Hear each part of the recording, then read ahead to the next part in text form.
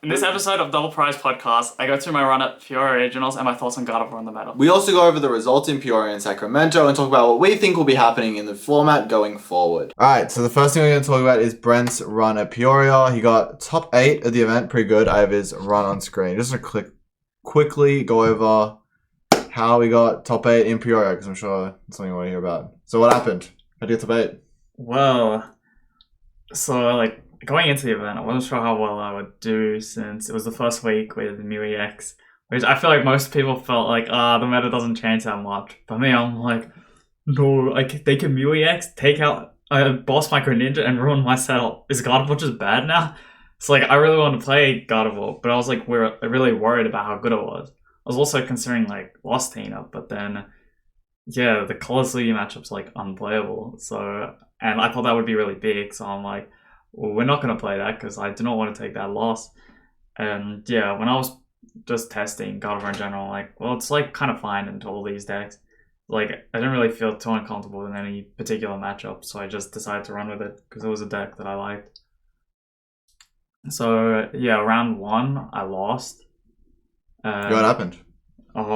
Yeah, so game 1, I think they had to bench a lot of the EXs. And I had the chance to win, but I didn't see the boss. I know them to one into the boss, and then lost. And I think the next few rounds, the matchups are quite good, so I got away with some wins. Tied because I threw a game against the Charizard.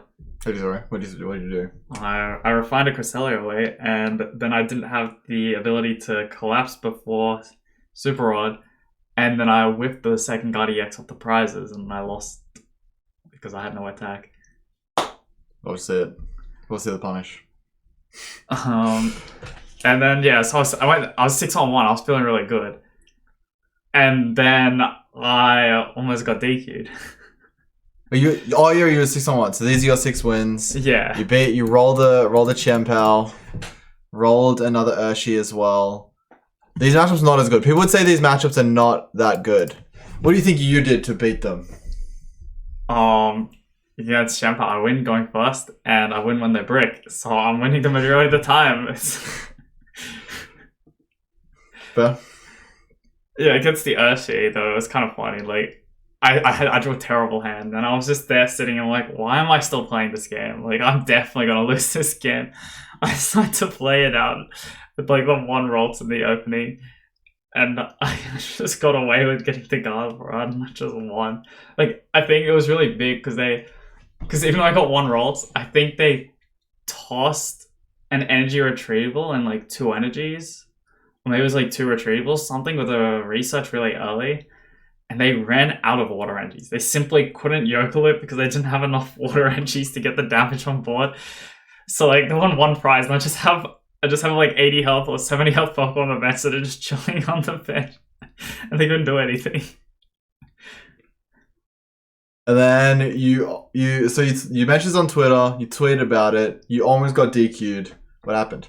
Yeah, so I didn't realize that directional quality was really bad. Because I don't remember if I've done this in the past, but I've never had issues where I would use sleeves from other packs. It's just learning. Yeah, apparently it's really noticeable. Maybe I just haven't noticed if I've done it in the past. I'm not sure, but they told me they could easily identify 3 cards from my deck, and I'm like, oh, I re-sleeved 3 cards, and they show me cards. I see the first card, I'm like, okay, I know the exact 3. And yeah, so I got really lucky though that they didn't do anything because it was Ninja Manaphy and a Psychic Energy. I guess because I had the Psychic Energy, they argued that it wasn't intentional. But you got bailed. Yeah, I mean, I had a little bit of evidence. I did see that the sleeves I had in the deck box were indeed all matching sleeves. So there was one matching with the sleeves from the deck, but they were matching. So the spare sleeves I had were matching from the spare sleeves in the deck box. And then I even had the old sleeves that I had, which I could show them. I'm well, this is why I swapped it. And they were oh, well, valid. But yeah, I got kind of lucky though. I feel like just the game loss was not harsh enough, honestly.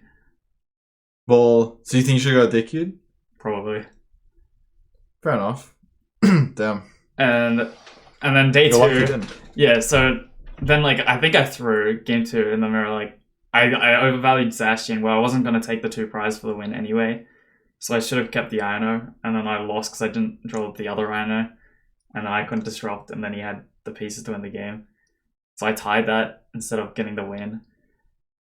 And then after that, I was pretty disappointed. Going in 6-2-1 does not feel good at an 18, a 1700 player tournament, I think it was. 1703. This is a right here. Yep. 1703. Yeah, so 1703 did not feel good going into day two with a 6-2-1 record, with 501 probably being on the bubble for making top 8.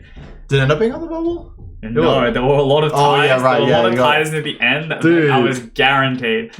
Except, funnily enough, I was 7th seed because Grant Chen, who had the highest resistance going into the final round, finished with the lowest resistance of all the of all the people on that record.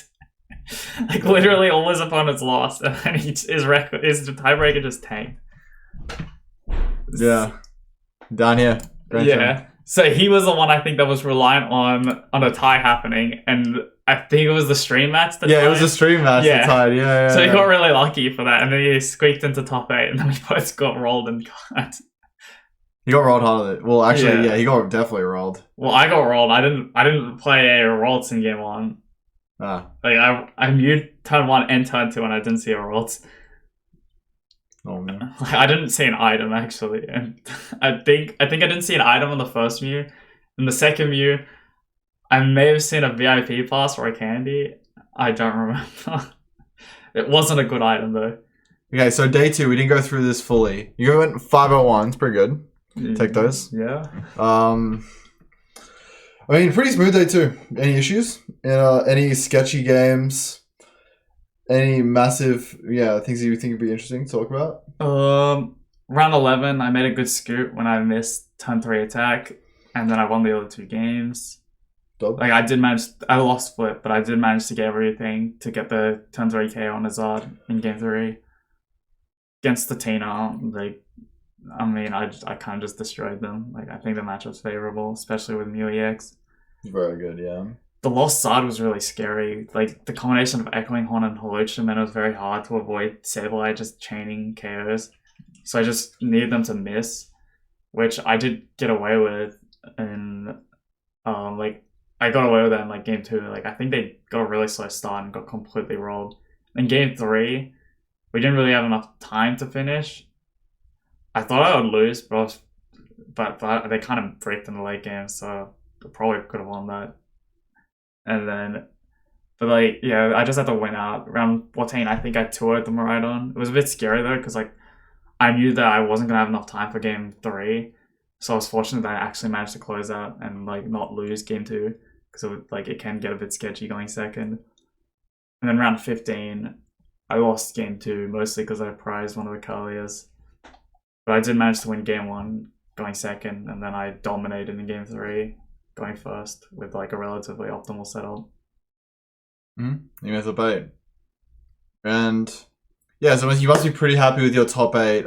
You're doing the full regionals run. You're actually here with me in the Netherlands while you were in Sacramento last weekend. So it must be pretty relieving to get top 8, right? Yeah. I mean, knowing my class, I mean, I've mentioned this on Twitter, it was not a cheap trip, let's just say. One of the more expensive Pokemon trips that anyone has booked. Mm-hmm. Yeah, nobody's doing what you're doing, so... not even the other Australians, Henry, not doing on the scale that you're doing till Lille, going all the way to Europe. But, and then you had a more tame Sacramento run. Let me pull it up real quick. It's literally right here. More tame Sacramento run. You got a lot of ties. I think that's a lot of yellow on the page over here. What happened? Round 1, I probably should have pressured my opponent to play fast though. I don't know if it's because they were new or something, but they played way below what is a regular pace. I scooped the game fairly quickly and I just couldn't finish. And it was mostly because they were spending well over 15 seconds per action. But I was kind of being kind because they were new. I probably should have called them out for that because it was very, very bad. And then round three, I knew that he was just like, I knew as a player that he just always plays slow, and like I knew that we weren't going to be able to finish more than 2 games. I just misplayed and lost game 2. Like I just made it, like I didn't realize that, like I collapsed my Gardevoir EX, and just basically accepted that if he had cross and clone I would lose, which would be his second set of cross switcher and clone in the one game. He got it, but then like I was later thinking, or like as soon as he did that, I'm realizing if I didn't collapse the Gardevoir, there was no way he could win, because he wouldn't have had access to another set of gusting, and he would need to have all 10 energy on the board, but they only run 9, right? so you need to have 10 energy on the board. Why? Because if I boss kill the back, if he spends 6 to kill my Gardevoir, and then I boss KO the Baxcalibur with a Guardi EX, then I believe there were 2 Frigivax and the Rod's gone, or the bench was full. So there's no way for him to get the next Baxcalibur. It was either all the candies, all the fridge, or the rods and the fridge were gone. And yeah, I knew there was no way he could get another Baxcalibur, so I would have just locked out the game. So it was just an oversight. So I tied what should have been a win. In round 6, I think I tunnel vision and like I should have crest. Like I really didn't want him to cram, but I think letting him cram was fine, and I ended up giving him like a 2 prize ninja turn instead, where I should have just done the crest, I think, and taken the cram. Like I think it would have been kind of difficult to get the cram anyway, because they needed the rod and the nest. And yeah, I just got punished for that. Like I just lost the game by 1 time because I think I had a choice between boss and Iono at the end. I made a boss instead of Iono, which was probably wrong, but I think the big mistake was earlier. Round 8, which was my next tie. I don't know, I was kind of just mentally like tilted from drawing badly game 1, so I just didn't scoop. So I just took the tie. Like that was really the reason. Yeah, literally the reason. I'm like, I'll just win the next round. Round 10, my opponent was like honestly just playing too slow. Like I definitely should have called him out for it. Like I don't know if it was intentional or like nerves or anything, but like it was blatant slow playing by the pace being played.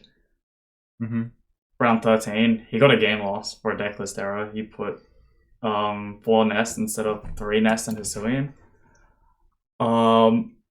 Game 2, I didn't see an Iono. My style was pretty mid. I prized the Curlier. I tried to draw as many cards as I could. Didn't see Greninja at all.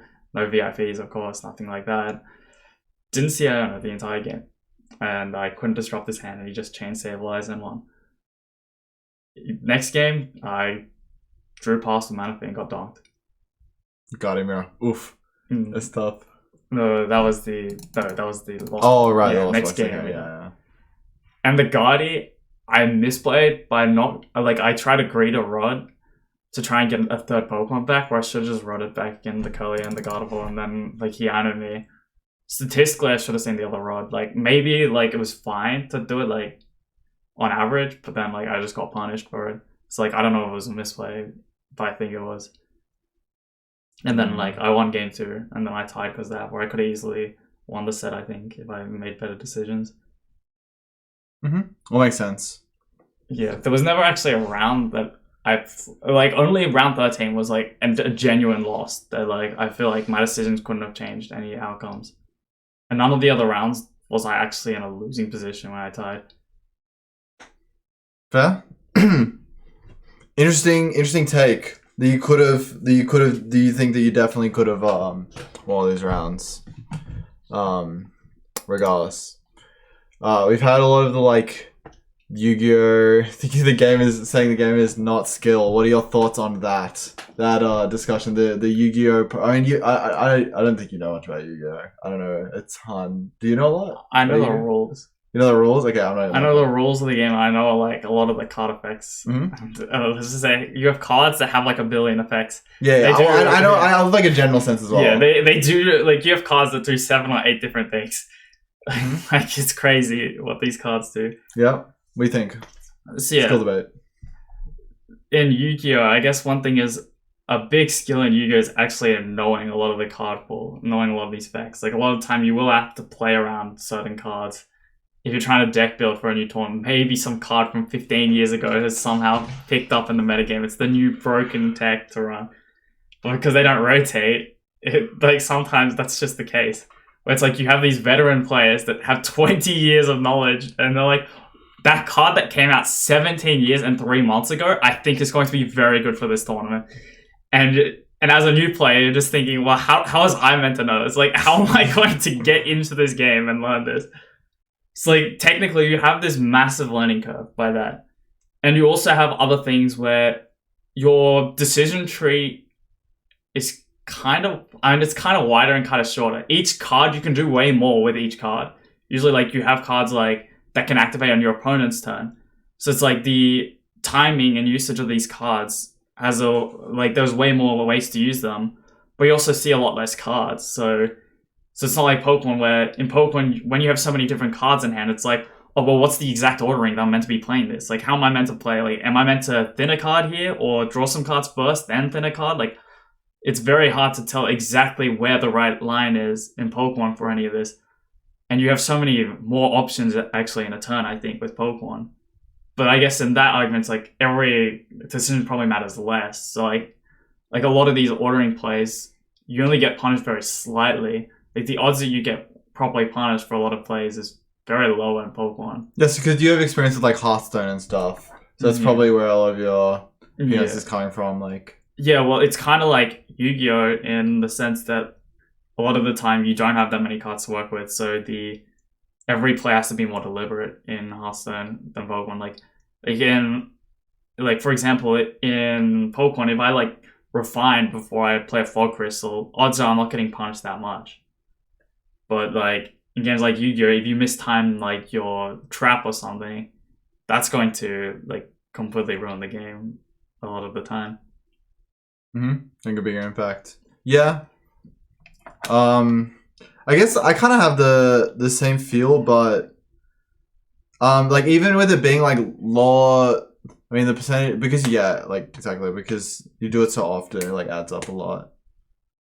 Yeah, well, one thing I would like to add is like, again, with the fact that you kind of need to know so much more of the card pool in these other games, and I feel like even in like Magic, which has rotation as well, the game is generally designed to have more playable cards than something like Pokemon, where so your card pool knowledge matters a lot. And I feel like in Pokemon, you can easily pick up all the card pool a lot faster than other card games like Yu-Gi-Oh. Yeah. It's like it would be so much harder to get to the level of like a 20-year veteran in Yu-Gi-Oh than it would be as a 2-year in Pokemon. Like you can get a lot closer because you don't have that meta barrier, I would say. Like you're not going to be as good on average with like, you know, the small decisions and things. But the percentage difference you're going to see is less in Pokemon between like newer players and top players, I think, than something like Yu-Gi-Oh. It's like chess, for example. Like there's like levels to this, right? Like chess, Yu-Gi-Oh. And yeah, I do think that Pokemon is easier to learn, and that means it's more likely to get closer to the top. But like to actually become better than the top players is going to take just as long as it would in Yu-Gi-Oh. I'd agree, because I mean like just the natural skills and like I don't know, muscle memory or whatever, like it's just there's a massive barrier to that as well, to like being up there as well. And also like there's like a difference between like being consistent, everyone being consistent, like the chance to spike, I guess.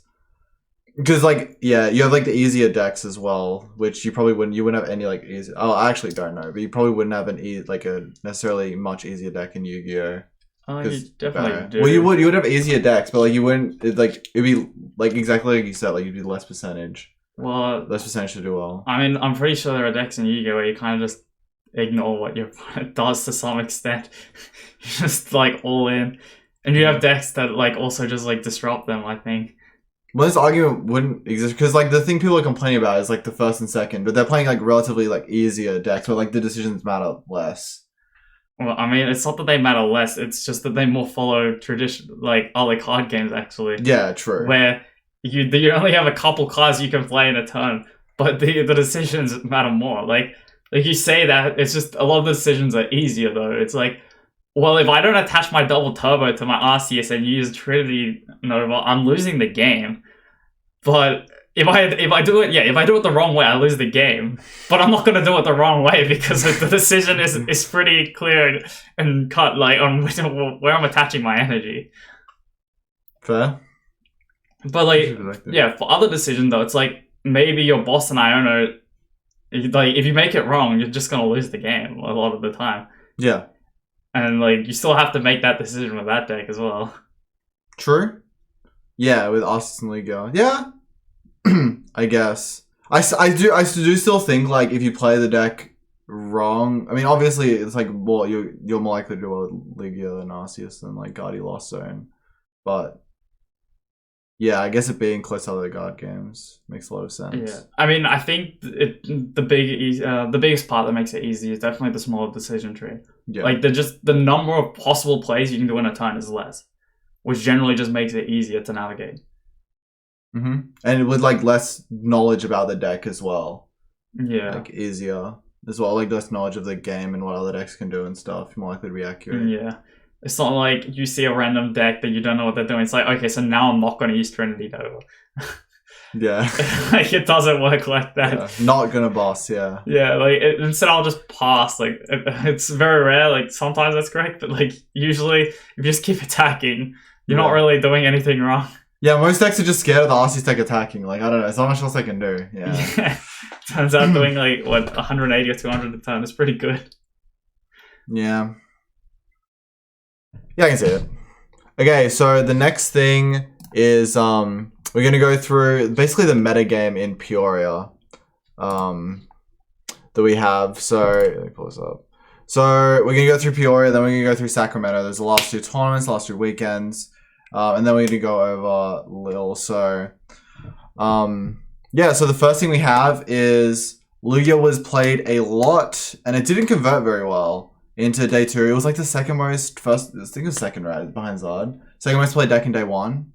And then day 2, it went all the way down to 9%. It was like 16% day 1, went down, or like 14. I think it was 14. 14 makes sense. Then went down to 9% in day 2. And actually, you can see it did worse than like Mew did in day 2 as well. So it did very badly in Lugia. I think there's a few reasons for that, personally. I think it being, like, the first tournament probably mattered a decent amount for Lugia. Because going into it, I think we both had the opinion that Lugia was pretty good. Pretty well positioned. Cole's Lugia definitely better variant. And, like, having Muex added a lot to Cole's Lugia. And, like, competing with Zard is a good thing. Being able to compete with Zard is a very good thing. What do you think about Lugia doing well? Lugia doing badly in Peoria. I was kind of surprised by that. Like, I knew it would be played a lot. It was. And I thought it would do quite well. Because I thought, like, just playing Lax over and over again, I thought that was a very valid strategy. Like, I know as Gardevoir, I'm a bit scared of that. It's a bit tough to beat sometimes. But yeah, I mean, Charizard was the most played. I honestly felt like that matchup wasn't that bad, which is why I don't get why it did poorly, because I feel like none of these matchups were particularly bad, so I just don't know where we went wrong at this event. These Lugias. Yeah. It's really hard to tell, to be honest. Yeah. They just kind of just disappeared, to be honest. And then, even it was like, there was 9 in top 8, I don't think. Was there any? No, it was 9 in top 8. The first one's all the way down. 9-16, it's all the way down to 18. Charlie Kerr, wait. He top 8'd the next weekend. Yeah. Carlos Luke. Lucas Thiel, he was winning in. Couldn't make it. Something got close, then you played against one of them as well. No, I played single. Yeah, you played one of the Lugias that was doing pretty well as well, but that was like the highest they got. I had to save the Guardies, right? It could have been the Miraidons, to be honest. Miraidon did well, pretty well in this tournament. And Lugia has a very bad Miraidon matchup. I mean, yeah, maybe they got really unlucky. Maybe the few Lugies that were meant to do well all hit the Miraidons at the end and took the loss. Or even just throughout as well. Like, even day 1. Like, Miraidon was probably overplayed at this tournament, for sure. Yeah. At Peoria. Yeah, I don't really know. Like, I feel like Miraidon's not that good, but, like, I don't know. Jesse Parker and his group, obviously JW, they did well. And they seem to be doing well with this deck. But I don't know, I feel like it doesn't beat Lost Box. It doesn't beat Gardevoir. I don't think it beats Mew either, which we didn't really expect, and it wasn't really that big of a deal. Yeah. I don't know how it goes into Champow, if I'm being honest. I think it's like close to 50-50. That's what I've heard. So I guess it's pretty close. I don't think it beats Zod. I mean, maybe it does with Path. Do they even play Path? Yeah, they play Path. Well, at this one they did. Yeah, they've been playing Path and Zod. Okay. Because like matchup's like fine with Path, I think. Yeah, maybe it is just fine against Zod because they just like judge Path. Still, that's like you're unfavored against like the 3 most popular decks in the tournament, and then like really bad into Lost Zone and Gardevoir. Those matches were terrible from Miraidon. But I guess their play rate is like low. Lost Zone not so much. But like to be fair, I think probably the difference between this tournament and other tournaments is like Zod was up and like Lost Zone was down. So like, to be honest, Zod is probably a better matchup for Miraidon than like Lost Zone. Yeah, I mean maybe we can have a look at their matchup spread. We actually can look at it. Wait. We can go to like top players, but I think it has it. This is Sacramento. We can go to Peoria. Let's see what's going on. Miraidon EX. We got down here. So beating V-Star. Specifically, yeah, it doesn't have top 2. It doesn't have Zod on here. Yeah, well, I want to see what they did, how they performed that. This is Sacramento. It should show. I think this is Sacramento. Oh wait, it just doesn't have Peoria results on the list here. Wait, yeah. I was gonna just check the page of. We can just check this. Like, were they winning? Like, this guy just got farmed by his little. Oh right, yeah, this is on stream. And then, I mean, yeah, they're beating like.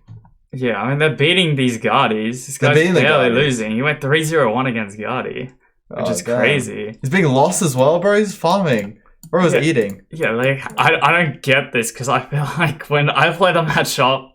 If I'm playing the matchup as Lost or as Guardi, I'm definitely favored. Yeah, well, not even definitely favored. Like, it feels like most of the time it's like really hard to lose. Things have to go very badly for you to lose them. Yeah, it feels like if I hit like playable hands, it's over for them. Yeah, exactly. That's pretty interesting. I think. I think it like always surprised me. Miraidon does well, but it always does well. So I don't know. Maybe a US thing. You know, big tournament thing.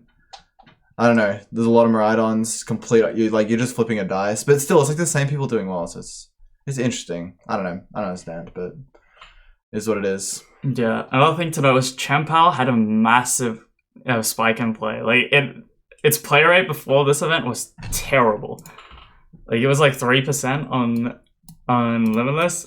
I think in the meta, and now like at this event it was like 10% a day too, 9.6. Yeah, I think that's up from day one, but as far as I know, but it's like around there, like regardless. I think it's maybe slightly up, but yeah, I know a bunch of big name players end up playing it, like Grant Shan, Rahul, Isaiah Bradner, John Ang. I know that, like Rahul's group didn't really do that well outside of him, and like there were a lot of Champows that made day 2, and then after day 2, it went downhill. Like they were losing. You can see the stats. It's like barely better than League. Yeah, it's worse. Yeah, but they were like slightly over 10 points per Champow in day 2. Miraidon converted better. Lost Box converted better. Gardevoir did not convert better. Yeah, not this one. I think the other one. Well, yeah, Gardevoir generally does really poorly in day 2. Yeah, they'll just tie every round. It's true. Yeah, just like me. The reason.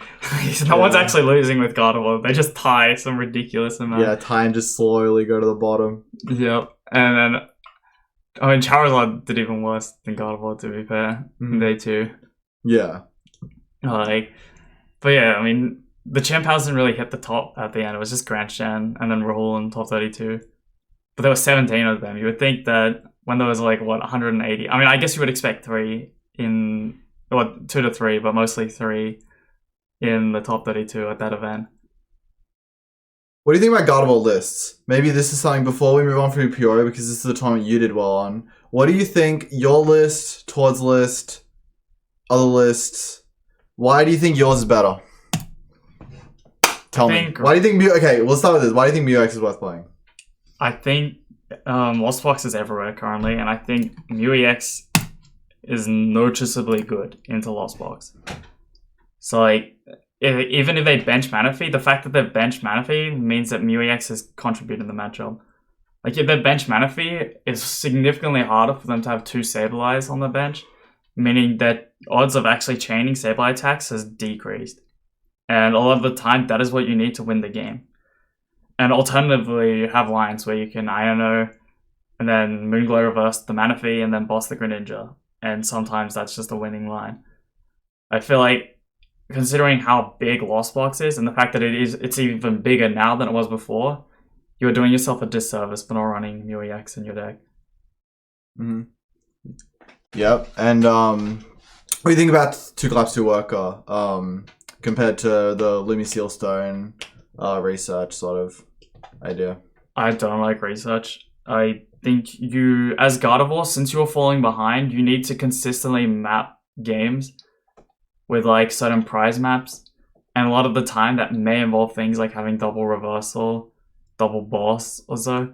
And I guess that's, with like the Power Pad, obviously it's fine. You can get away with having, you can get away with researching, because like a lot of the time, especially if your research is on turn 3, you're going to lose something that's important. And like it might be like a super rod, it might be the boss, or the like I don't know. Yeah, the second reversal or something. And like I just don't really like using the research, because that, like, I don't really like relying on having like too weak of a hand at the given time. And then I feel like if I'm not using it on like turn 2, turn 3, it's just like not that good. Like, yeah, you could use it in the late game and have like a Stadium Mountain deck to win the game, but like if you're using research, Worker is functionally the same at the end of the game. Like the 3 cards will probably net you what you need, and the only reason you need a research is usually because you need to bump the Path to the Peak.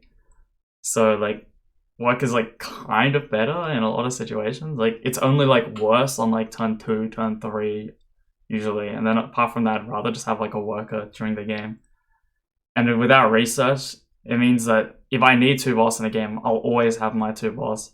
Like the only way I don't is if I like last 2 prize one of the bosses, which I'm just gonna willingly take that risk. Like I don't really think you need to justify running another boss because of the fact that you're playing around having it as your bottom 2 prizes in a matchup where you need 2 boss. And in a game. In a game you need 2 boss, yeah. Like some matchups you come in needing it, but like all the time it's situations where you need to. Like it's not even just full on matchup.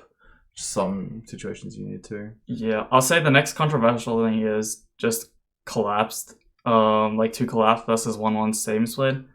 And this is more like just more respect to Lost Box. But like a lot of the time when you realize it, like when you play other stadiums, the main reason that stadium is better than collapsed is because it gets rid of collapsed, which is kind of a sign that you probably want to be running more collapsed as well, because the reason why you want to get rid of collapsed is because those decks are playing collapsed, and usually it works the same way around, that if you play your collapsed early on them, they're really sad as well. So it kind of works both ways. Like even though it kind of sucks if they collapsed you early, you also think, well, I knew that I had a better chance of getting this collapsed early than they did. So like it kind of evens out, I think. Well, like being able to like get it, if you get the situation, you can collapse.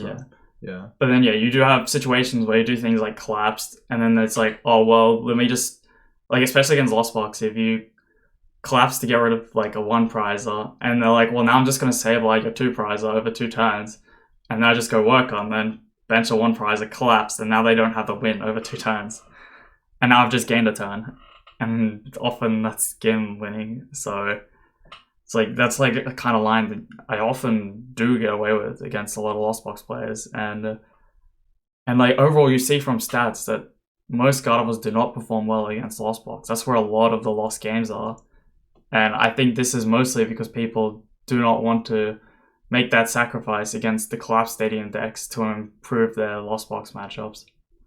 Which, honestly, I don't even think it's that much of a sacrifice for the reason that I said before. I agree. Fully agree with everything, and I think that's I think running down everything. I don't think there's anything else. Like, I mean, I guess the main thing is like going to like the fog, for Ultra Ball, everyone's asking. For Ultra Ball, what's up? So with 4 Ultra Ball. I mean, I was like when I made the list, I had 3 Ultra, 3 Candy. That was this was the initial list was this with 3 Ultra, 3 Candy. Mm. When I was testing, I saw in like a lot of games, I saw 0 turn 2 Gardevoir attacks. Like not one game did I actually get it set up that I was actually using turn 2 Gardevoir, and I was winning a good chunk of games. So I was kind of asking myself, I was like, do I even want this third candy? Like the majority of the time, it was like I had a lot of games, but in the late game, I just have like all these candies in hand, and I'm like, if I had more Ultra Balls, I think I would just rather have that than this candy. And I definitely had a bunch of games where I'm like, I can kind of get away with just playing a lot of Ultra Balls early, dumping my hand and just using Mew as my draw engine. Or late game, when they've crippled my entire draw engine, I would just Ultra Ball a bunch of my cards and just keep using Restart instead of like actually relying on colors. And like it kind of worked, and I kind of just thought, I think the Ultra Ball might just be better on average than the rare candy. Like, yeah, there are obviously times where I want the third rare candy because I want to see 2 in a game, and it's kind of hard to see 2 in a game when you only run 2. But also, I feel like I'm playing the game more often with the Ultra Ball, and there are a lot of games where I'm winning with the Ultra Ball as well. There's like a lot of situations where I kind of just step, lose a color, and then because I have all these Ultra Balls, I just get all 3 Gardevoirs in turn 3, and I'm like, well, I'm pretty happy with this. They can't lost mine anything anymore. But if I get like 2 Gardevoirs and they lost mine like one of the colors, now I'm sad. It's like I had games like that where it's like, well, Candy's like a liability compared to Ultra Ball, even against something that I probably wanted to have the candy. So like, there were definitely games where even when in matchups that I would feel like I need to see the candy Gardevoir more, I was still kind of getting punished for it. Like, it's not that I think it's bad or anything. Like, I just kind of felt like the Ultra Ball was better, even though like originally I just thought that 3 Ultra, 3 candy would have been what I should be running. Yeah, I think I have anything to add on Ultra Ball, and I mean there's literally nothing else. Like, I mean, we've run 2 balls for 3 months. Yeah, I've discussed this with you many times. I'm like, well, what do you think about Ultra Ball and Candy? Yeah, and I don't know. You still haven't said anything yourself. I don't know. This is fine. I like Ultra Ball more. I don't know, because I think the step odds is also a big deal. Yeah, it definitely is, especially with things like Mew. Like Ultra Ball goes further against Mew than Candy for sure. Yeah, like basically, yeah, like just slightly increase step odds, slightly increase like odds off Mew, not getting ripped off Mew. Like even on like turn 2 and stuff. And I will say it's essentially better to have Candy when you prize a refinement. Otherwise, you're better off with Ultra Ball. A lot of the time that's the case, but yeah. I mean, even so, like the candies drawing them later, and like a lot of the time, I mean, sometimes Ultra Balls feel more discardable than candies, but it's maybe I overvalue candies. Also, because I'm only playing 2 candy for like 3 months, so like Italian might mean that candy's better, but I don't know. I also do think it's a tiny difference. So yeah, I agree. I don't think it's that big of a deal. So I don't know. I think that goes over everything with the list. I mean, like it was trending towards list, so nothing else really to justify in the rest of the list. So. Yeah, I mean the lines are essentially the exact same as what Tort does now in most matchups. Yeah, exactly. Like there's no lines that are locked because of the deck list that Tort has, except like triple boss lines, which if you've ever played with Tort's list or against it, like it doesn't happen, like ever. Well, even like making 2 boss lines easier, but this is Peoria, so that changes things. Yeah. I mean, that's like differences. Like, I mean, the Tina matchup is like unlosable with Peoria. Yeah. When you don't have like fish, but that's like a consistency difference. But then in compensation, you've got all these extra ball cards. True. So it's like you kind of compensate in other ways. You're getting 3 extra. They're playing Palpad. We got 4 crystal. Yeah. And so I think the last thing, so we'll go over another list from Peoria that is the Ogre Zama deck. Have we talked about it yet? Oh, we have not? Yeah. We haven't gone over the list at least, but like this is basically the most interesting thing for Peoria, and we see it again at the next event. So it's still important. Like, I don't know. I this did really well, and it does feel. I don't know. I'm not. I mean, this is Gardevoir. This is less scary because but like for Miraidon, for example, this has to be more scary. I don't think Miraidon doesn't resist any of this. Raikou doesn't resist the Zamazenta. Like the Zamazenta is terrifying for like Miraidon, and I guess Lugia as well is probably better against than the normal version. You have Raikou, but it's about I'd say probably about the same. What do you think? What do you think this against Lugia? Better or worse than normal? Because like basically the difference in this list is like the comparison to the other list, like the Turbo. I think it's probably slightly better against Lugia, so that like probably be a big reason why it did well and why it, keeps being played, keeps doing well. Yeah, I mean, obviously you gotta think Zamos. It does better against Shenpao. Yeah, oh right, true. Yeah, Shenpao for sure. Against Lugia, I mean, Zama can trade with the Laxes. The power matchup's already good. Yeah, Zama can trade with the Laxes. And you don't concede any 2 prizes, which is a big deal. I feel like that does help a lot against Lugia. Like, your Lugia matchup's probably better, I think. Without Raikou. Yeah, like, I do think so. I'm concerned about, like, Mira, just, like, only 1 vacuum. Like, I know they said it was fine, but I feel like I would run 2 vacuums. Like, I'm not sure how much I value having 3 different stadiums with a vacuum. Like, I would feel like I would just cut, like, Beach Court or something. Yeah. Yeah, Beach Court for vac. But yeah, you can also get away with no Artisan because they've got 4 Nest. I feel like if you run, like, 4 VIP, 3 Nest, 1 Artisan, or 4 Nest, no Artisan, I feel like either one is fine. Like, I feel like I would cut, like, one of those 2 stadiums for the vacuum. And maybe you keep the Beach Court because you've only got the rope. Like, the 3 rope. Oh, yeah, right. You're cutting the space on rope. Yeah. That's where it comes from to play Beach Court. Makes sense. Yeah, so I feel like as long as you have the 8 between the VIP and the Nest Ball, and you have the 8 between the vacuum, between the switching cards, I think it's fine. So, like, personally, I would run the vacuum over the Artisan. But, like, if you cut a Nest Ball, you could easily drop for the rope, then you could easily drop the Beach Court. I feel like I would probably run either one of those. Also, I might be trolling, but doesn't this deck do badly into Zard? No? Is it fine into Zard? Zama is very strong into Zard. Because Zama plus Cram. Yeah, 2-shot. I guess that should be a lot of the reason, because the other deck also struggles into Zard.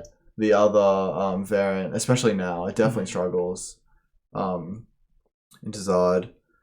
Because, I mean, the turbo variants, it's probably better than the turbo variant into Zard, actually. It has to be, right? Yeah, I mean, the second best card in the set got introduced to Zard, which is the 70 HP Charmander. Yeah, the 70 HP Charmander. So that's pretty rough for Lost Zone, but... Yeah. But they're still running 50... But the thing is, they're running 50 HP Pidgeys now, so something to get away with that, like Horn. I can't get behind 50 HP Pidgeys. Like, the Gust is so good sometimes. Like, against the Arcana Gardevoirs... Against the Arcanas, it's more likely to use Gust in the game because what you do is you have Pidgeot, you have Pidgey on the bench, and after they use the Arcana with the 6 energy and carry your Zard, you drop the Pidgey and attach to it and you Gust. Yeah, sure, but who cares, bro? Like, this is literally... The matchup's like irrelevant, dude. Nobody cares. You beat him anyways, it's fine. Are you kidding me? This is a relevant matchup. No, it's not, bro. Nobody cares. Yeah, you get rewarded for 60 HP Pidgey in 2 matchups.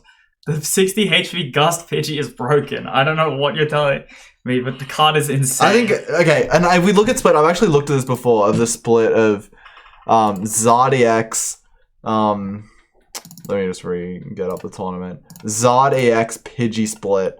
Most of the time they're playing one or the other. It's 80% CFF. Well, yeah, 0 CFF, 1.2 OBF, but I think if we go the other one, it like gets higher for, hold up, Charizard. Oh wait, no, they're trending more towards OBF. Oh wait, no, wait. Yeah, this one they're trending more towards Coffer Family. So we have 1.83 Pidgeys. Where did we go wrong? We have 1.83 Pidgeots as well. So someone clearly ran either no Pidgeot line or a 1-1 line. Well, yeah, some people are running 1-1 for sure. I mean, I think this is only when they're running Pidgeot. So like people would be running 1-1. I assume that's what this is. But it just says Charizard, so it's probably got Lost Zard in there. Yeah, it'll have Lost Zard and it'll have maybe Gallade. It has Zard Gallade for sure. It has Gallade and Lost Zard. I mean, just scroll further down to see what the other cards are in the list, and we can decide. Well, yeah, there's no Gallade. I can tell you. Okay, yeah, never mind. So this is only when they're running Pidgeot. Yeah, someone definitely ran a 1-1 line, and I disagree with them, but. But yeah, so does everyone else, bro. Yeah. but like. CFF Pidgey. But like the thing is, like 90% of your, like 80% of your matchups. The trend is more of this Charmander, I think. Yeah. Everyone's starting to see the light. The 70 HP Charmander you should be running. Well, yeah, of course. They're saying this Pidgey, this is cope, guys. Come on, get off this Pidgey. Get on the Gus Pidgey. This card is broken. You're sleeping on.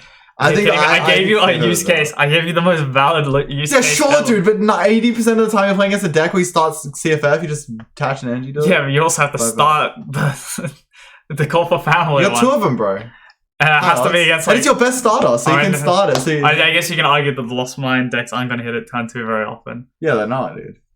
No shot. But I don't know. There was a lot of Lost Box, and Zard did a lot worse. I think it's probably because of the Pidgeys. It's the exact reason. I'm sure of it.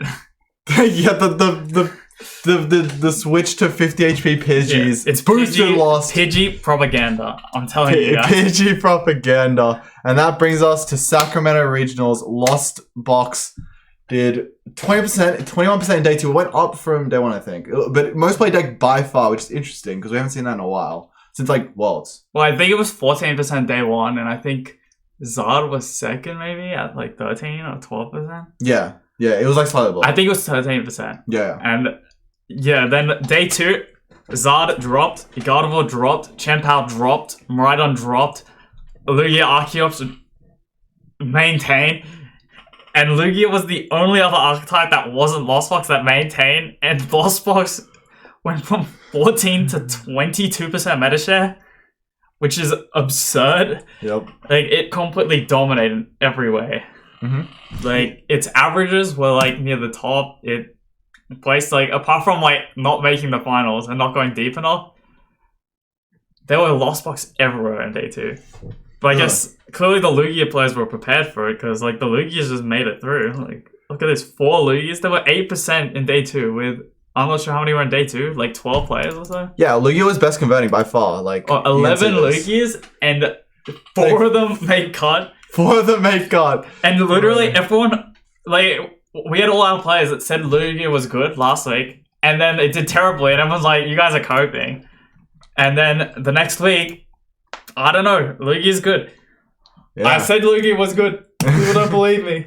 People really didn't believe me. It looks like some of them farmed Lost, some of them didn't, but I mean, Kerr said... Dude, I remember Kerr saying he played against 11 Lost Land variants, dude. He was literally just eating them up, bro. 11? Yeah, he had 11. And he does went, what, 9-1-1 against them? Yeah, he went 9-1-1. 9-1-1 against the Lost variants. Oh, he had 10. He had 10. He probably just miscalculated. Wait, what? Oh, yeah. Yeah. Maybe he just said 10. Maybe he said 10. Yeah. I misrecited. I mean, 10 versus 11. Obviously, it was some absurd amount. Wait, yeah, 1, 2, 3, 4, 5, 6, 7, 8, 9. Yeah, 10, whatever. But yeah, he went 8-1-1. I mean, the point, stands. He went 8-1-1, which is significantly more than going even. So it's not. I don't know. He's either playing really well, or there's either some skill expression in Lugia, or the Lost Box players are playing badly, or the matchup's favored. So I think the matchup is probably favored. Yeah, I agree. Probably the answer. I definitely agree with that. Yeah, the matchup feels very good for Colossus Lugia. The Snorlaxes are very big.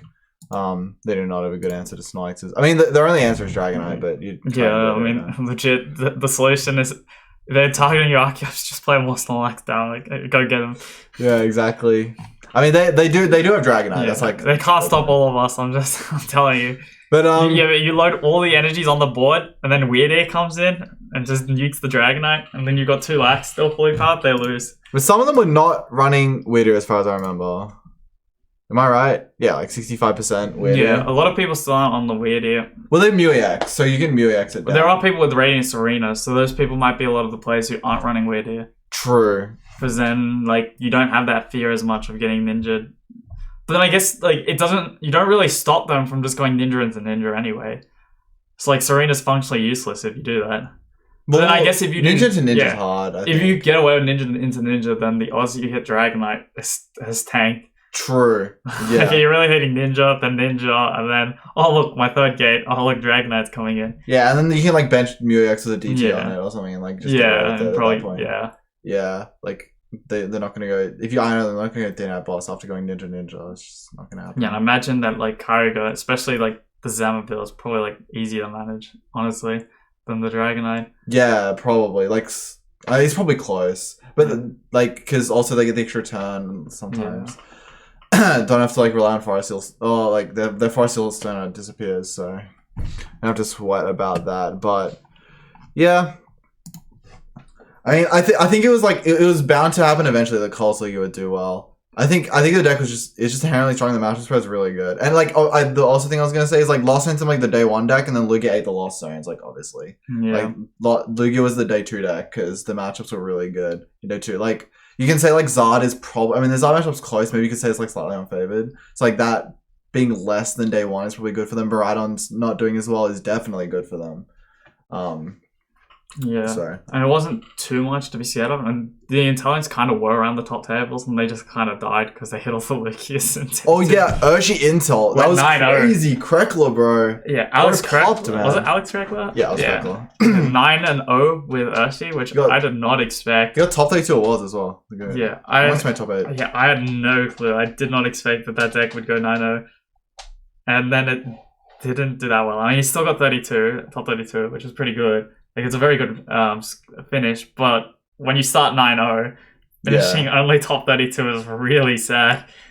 For sure. And you need you need 2-3 wins, like, and you can't get there. Yeah. That's rough. Yeah, I think 5 match points, and you would get from 9-0 to get there. No, not 5. It's 8. No, to get 32. Oh yeah, 32. Yeah. So you got only one person with 33 bubbled, which means all he needed to get was 2-4 in day 2 to most likely make top 16. And he went. I think he went like maybe like 1-3-2. I'm not sure. Right. Yeah, I mean that must have been how it exactly. Like it has to be exactly that, right? 1-3-2 or 2-4. Like, those are the 2 options. Well, no, 2-4, as I said, would have probably made top 16. Yeah, because I know who bubbled and wasn't here. Okay, yeah. Well, no, he went 20th. You know who bubbled? Yeah. Wait, did Henry bubble? No, Henry didn't bubble. Oh, okay. Okay. So I know who Nelson is. Yeah. Okay. Oh yeah. What else do we have?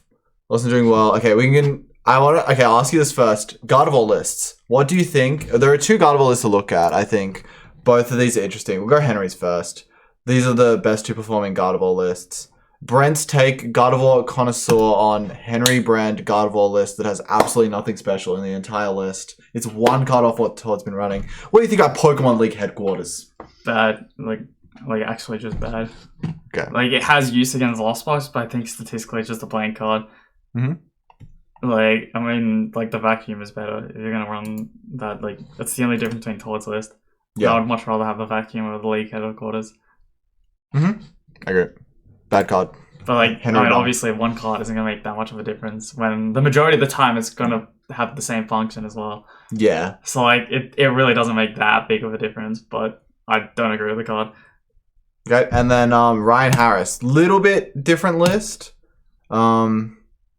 Little bit. Well, definitely very different. I've seen a few lists that look kind of like this. What do you think? So 3 boss, Spiritomb, 5 draw supporters, no power pad,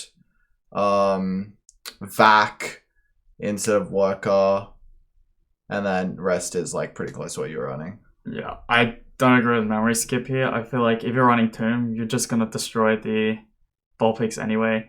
I feel like currently there's not really a reason to run memory skip unless you're not running Mew or some counter, because I feel like there is enough Vulpix to justify running it as a tech option. But like, I think the 60 health is worse.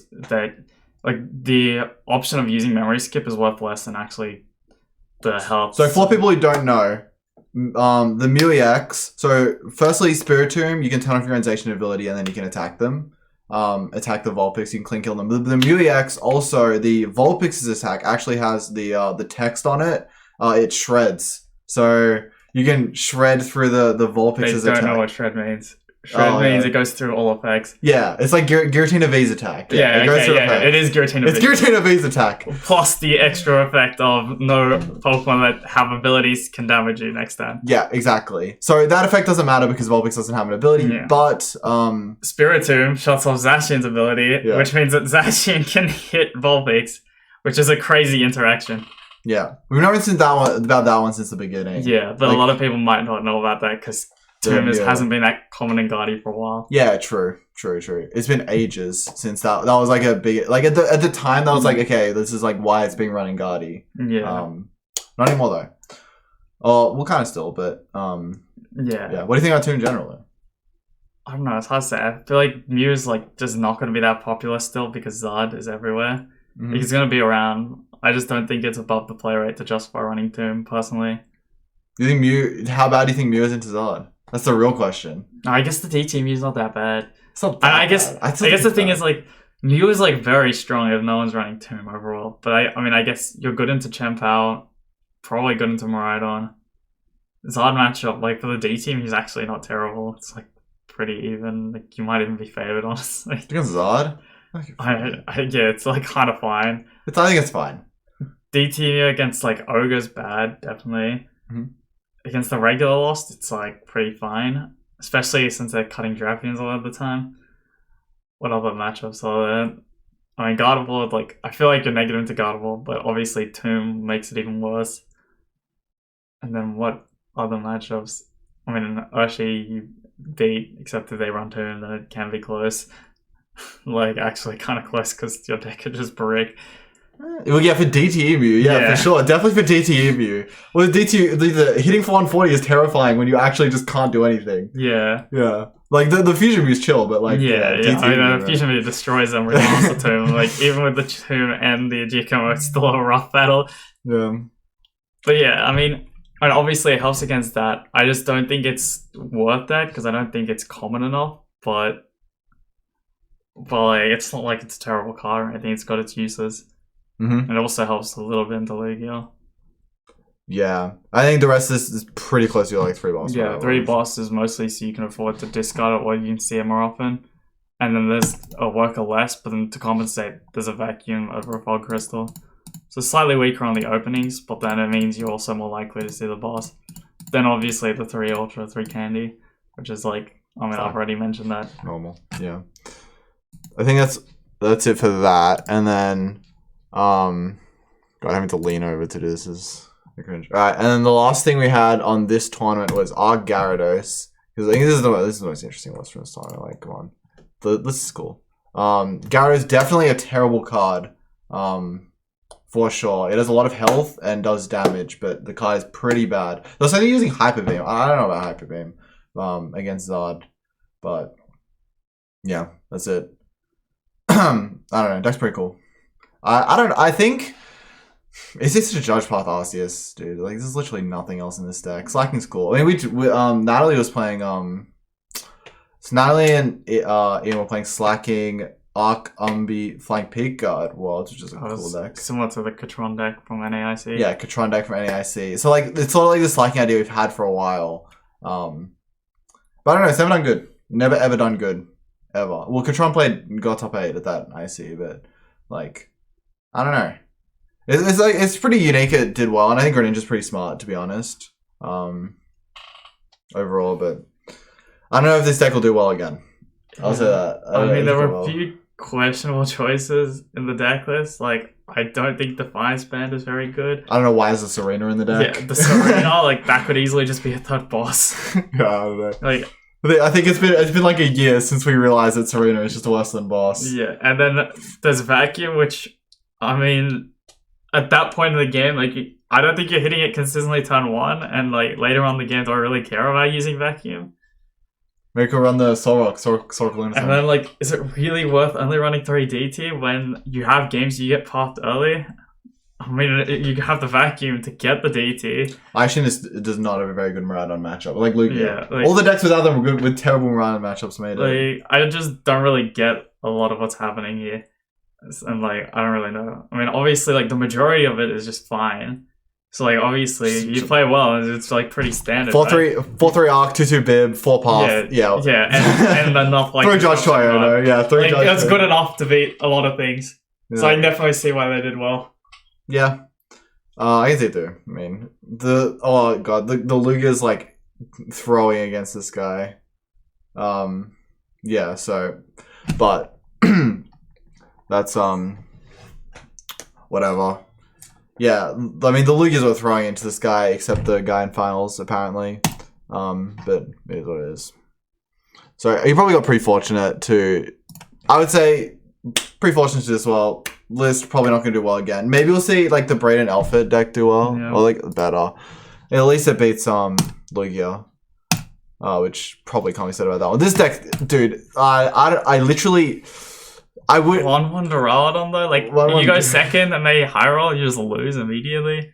I don't know. Well, I think that high roll is so unlikely these days. Yeah, it really is. It's only if they go second they hit the boss. Like they go second, they're bossing you. So you got like you actually have to hit the turn 2 Duraludon. But yeah, I mean, I guess it is just the tech for the matchup. Yeah, and then you're just playing blank Lugia, and I mean blank Arceus and the rest of your matchups.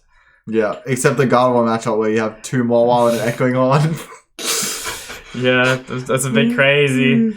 But I mean, if it works, right? Yeah. It clearly worked for him. It's never going to work ever again, but for this tournament, this is the Mawile effect. It gets played for one tournament, and then nobody ever plays it ever again. It's the best performing list of one tournament. It's happened more than once, but I guess it happens in a different deck. Yeah, but like Zard played it, never again. Arceus plays it, we're never going to see it ever again. Guaranteed. We're not ready for Mawile and Gardevoir. Yeah, we're not ready. Yeah, Mawile and Gardevoir for one tournament goes away. It just disappears immediately after. Doing well once. I probably happen again, but you have to respect it. Have to respect. Did he beat any Gardevoirs? Wait. We have to check that. We have to name and shame the Gardevoirs that lost this guy. Because I think it's funny. None. He did. Oh wait, no, he beat Henry. No, it was really funny because Henry mentioned to me that he runs double more, and then Henry opened Greninja and he got Tanto boss. But the thing is, he also doesn't run. Wait, does he run Pidgeot? The who? Wait, was that Pidgeot in the deck? No. In Braden's deck? Yeah. No, definitely not. But wait, so yeah. How do you beat the Gardevoirs if you can't boss early and then by the late game they've got the collapsed? You don't actually beat the Gardevoirs, do you? Yeah, wait, what? There's no point in actually doing this. Yeah, wait. Oh, no, Squav. Oh, wait, Squav. Yeah, Squav. Yeah, genius, bro. Okay, yeah, he is genius. This is genius. This is genius. Okay, I take it back. He is a genius. Yeah, we take it back, bro. So you beat 2 of them, bro. We take those. Dude, the only reason he did well, he used his Mawile Echo on. He almost made card off win game 1 and then just bossed them game 2. This is the guy you hit. This is the guy you hit. Oh yeah, I lost to him. This guy as well. Yeah. Oh wait, did I lose? No, I tied that guy. You beat this guy. Oh, the round 13 guy. I tied to. Oh yeah. Beat this guy. Yeah. But yeah. Something like this will probably do better in future. Not with Mawile. I mean, Squirt's whatever, but yeah. I don't know. And so I think that's. Do you have anything else for Sacramento? I mean, Lugia won. I mean, I guess. That's it. I think we want to talk about the last bit of news. Yeah, the last bit of news. Paradox Rift confirmed set list. Oh god, I hate that I do this. Okay, you know what? Not pulling that up. So the confirmed set list for Paradox Rift. We got the full set list. There was really not much special from the announcements that have already happened. Might have heard, we've got all the normal cards. There's one card specifically that Japan already had for a while actually, and we're not getting in the set, which I think is pretty interesting. We're not getting Moonlight Hill immediately, in the set. So, definitely a tank to Gardevoir. A lot of people have been saying that Gardevoir won't be good anyways, but I feel it's so interesting. Do you know why it's not in the set? Like, is it like a promo in Japan or something dumb like that? Well, it is a promo. It's kind of like the same idea. Well, I think we got Cramomatic at a relatively reasonable time, but we didn't get Energy Spinner for a long time, and that was a big deal. And I feel like this might be the same thing with Moonlight Hill, where they just delay it for a long time. And I think It was also the same with like a card called like All Night Party back in the past, where I had to wait ages to get that card. We had Rotom. There was Rotom V-Star. That's what I remember. Well, that was like I think that was different. I think it got released Kanzina, but Japan had it for like 6 months before we got it. It was something really dumb. Yeah, I mean, I just think that Japan promos are just weird, and we just don't get them all the time. Yeah, it's just RNG. Yeah, is what it is. But I think another thing to mention was we didn't get any other Ancient or Future support. So what we've seen so far is what we're working with. We didn't get a Fluttermane. We didn't get Iron Thorns either. Like that was it. We got like Sardas and stuff. I mean, Sardas is a pretty good card, but we didn't get like full. Nothing else. Which is kind of weird because the future card that searches for future Pokemon.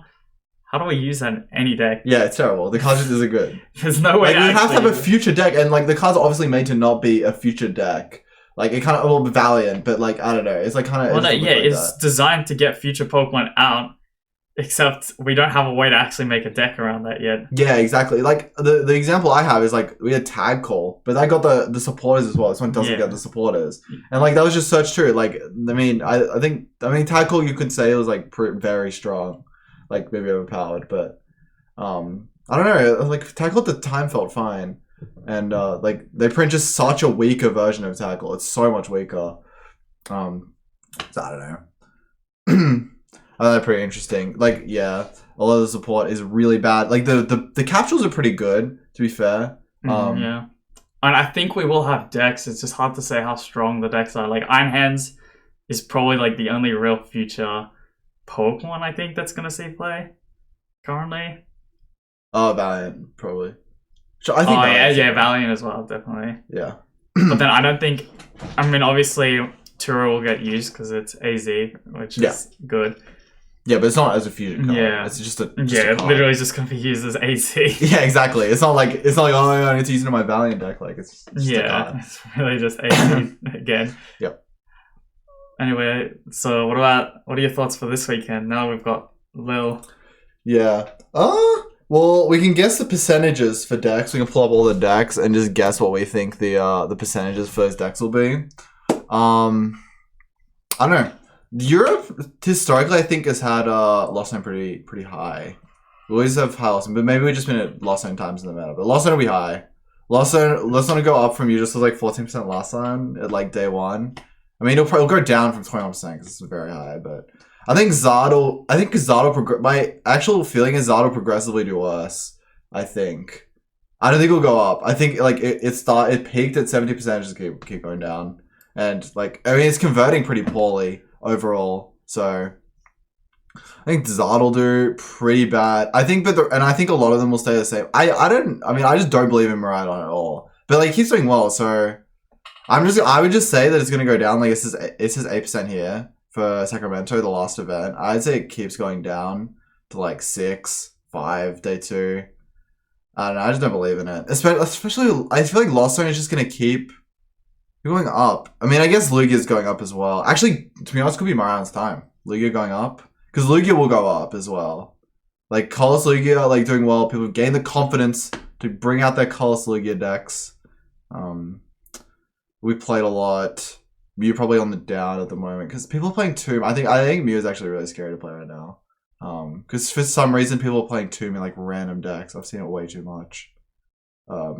Especially in Gardevoir. I play Tomb in Gardevoir, but Mew's got to be scared of that. This is the main decks. I didn't consider it on a real deck, to be honest. It's like the same as everything else. It actually won our last regionals, which don't ask me, but yeah, that's my bad. That was probably incredibly unstructured. But like Gardevoir, Champao, like stay the same. They're just like kind of just there. Kind of I guess be the same the whole time. I think. I think I'll predict the top 6 in order. Okay, yeah, you do it, and then I'll predict. Okay, Lost Box number 1. Yep. Number 2, Lugia. Lugia will be number 2 this week. Gardevoir will be number 3. Charizard will drop all the way down to number 4. And then I think Miraidon will be number 5 and Champao number 6. I would go. God, this Arceus deck's gonna get in? Nah, I doubt it. Nobody's playing Arceus. Yeah, no way. Lost Lugia. I'd go Lost Lugia, Zard, Power, Cheer. No, Lost Lugia, Zard, Gardevoir. Actually, yeah, I'll go Gardevoir fourth. Gardevoir fourth, Power, then Miraidon. I think that's six. So it's slightly different. I mean, Lost Zone, to be fair, could be the second most played deck. Lugia could be the most played deck, to be honest. I think too much Lost Zone. Everyone loves Lost Zone. Everyone loves Lost Zone. Literally everyone loves Lost Zone. If you've been hooked on Lost Zone at some point, you're still hooked on Lost Zone. Yeah. People are still suffering from Lost Zone addiction. Yeah. Oh yeah, wait, Lost Tina Resurgence? Question mark? No. Okay, are you kidding me? Lugia dominated. Lugia did well, and then even regular Lost Box is doing well. Yeah, true. How bad do you think the regular Lost Zone matchup is? It's slightly negative. Slightly negative. It's not that bad. I think it's that bad. But yeah, I think that's all we have, to be honest. And yeah. So it happens in Lille. We'll both be there. Yeah, come say hi. Yeah, come say hi if you're there.